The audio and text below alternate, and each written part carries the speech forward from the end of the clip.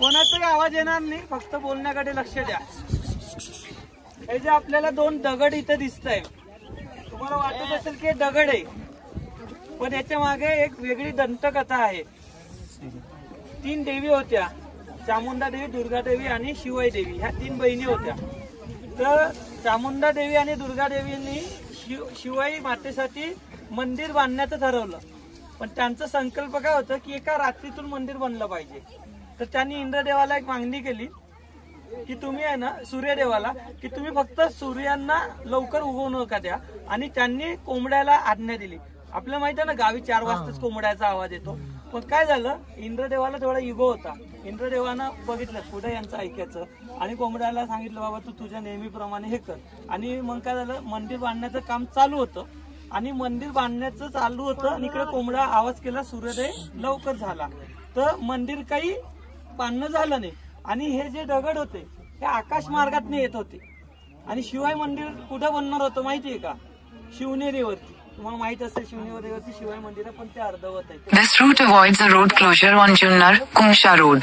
You are on the fastest route. You will arrive at 8:10 p.m.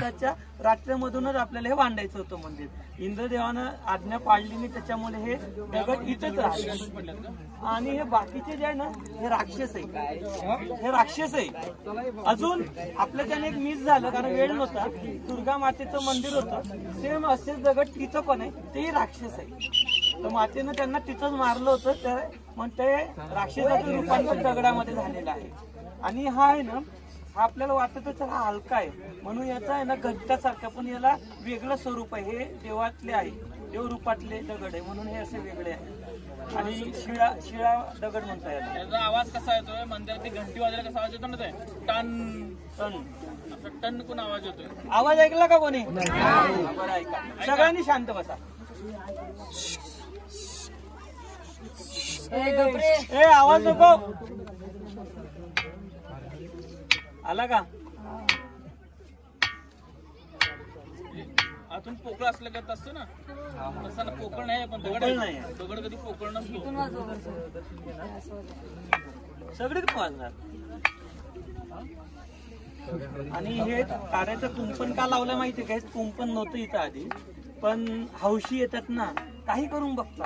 आता बघितलं, तो मोठा दगड तिचा टाकत होते, काही करतो म्हणून ते कुंपण लावलंय, नाही तर हा दगड पण गायब करतील।